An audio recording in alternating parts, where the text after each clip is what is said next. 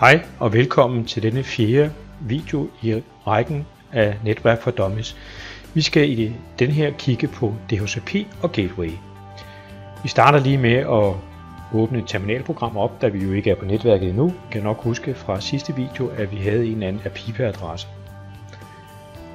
Klikker ind her, og vi åbner op, og så skal vi ind og have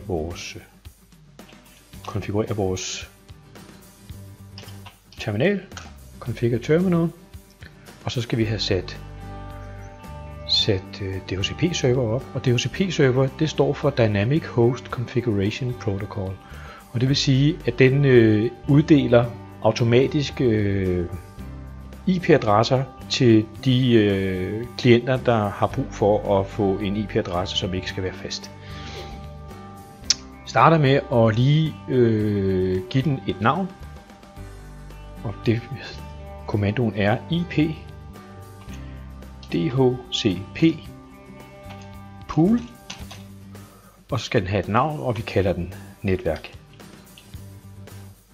Og vi kan ikke bruge netværk 1, sådan der. Og så skal vi give den selve netværket, og det er network. Og det vi har brugt det 192.168.1. Og så skal vi skrive 0 her, fordi det er selve navnet på netværket. Og så skal vi have sat subnetmasken ind. Det kan vi nok huske. 255, 0. Og det betyder bare, at hvor stort vores netværk er. Så skal vi have givet den, hvilken gateway den skal dele ud. Og det hedder default router. Default router, og den havde vi givet 192.168.1.1, og der behøver vi ikke gøre mere. Og så skal vi lige lave et lille exit, fordi det er vigtigt at vi lige husker at ekskludere den her adresse fra den pulje som vi deler ud. Lige nu der deler vi bare ukritisk ud af alle de adresser der er inde i netværket, men vi har jo reserveret 2 allerede. Den ene var til routeren, og den anden var til switchen. Dem tager vi lige og ekskludere herinde, og det gør vi her, og vi tager også lige og ekskludere nummer 2, sådan der.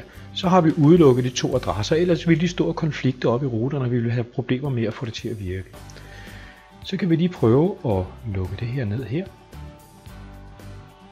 og gå over i vores IP-konfiguration, og så siger vi, aktiverer vi lige, at den går ud og henter en IP-adresse, og sørger så, om ikke det virker. Nu er vi så i stand til at komme ud af vores netværk her.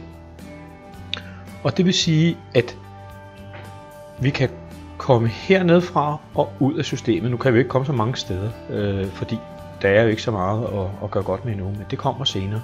Der er lige en enkelt ting, vi skal huske, og det er, at vi skal huske at gå ned på switchen, og lige give den en default gateway også. Og det gør vi, fordi når vi udbygger det her netværk, hvis vi så vil tilgå switchen og gå ind og lave ændringer på den ude fra det her netværk her, så kan vi kun gøre det, hvis den har fået en default gateway. Så det skal vi lige ind og oprette.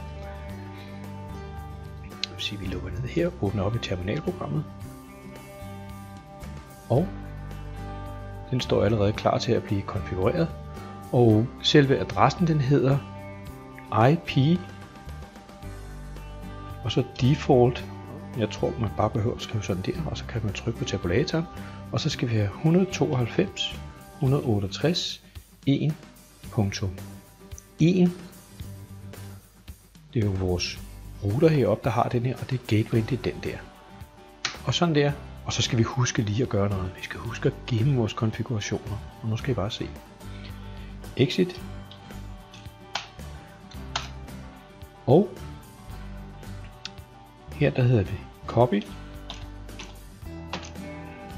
run, og til start. Sådan der, og det vil vi gerne, yes. Og så skal vi huske at gøre det oppe i routeren også. Og nu kunne man tro, at jeg skulle flytte det der konsolkabel. Det behøver jeg sådan set ikke. Jeg kan gå herind og lave et lille tricks. Nu bruger jeg noget som vi ikke bruger normalt. Telnet 192.168.1.1. Nej, det kan vi ikke. Ej, og det ved jeg godt hvorfor. Det er jo fordi, vi har ikke sat sikkerhed op på vores porte. Det må vi lave en lille video om. Den kommer senere. Så er vi nødt til at gøre det på den anden måde, som vi ellers havde håbet på, at vi kunne undgå, men det kan vi ikke.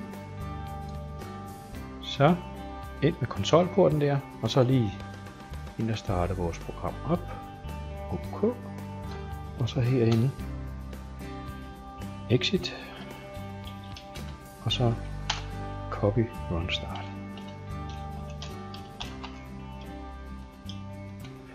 Sådan, det vil jeg gerne. Ja tak. Sådan. Så er det hele gemt. Det var alt, jeg havde med den her gang. God fornøjelse og på gensyn.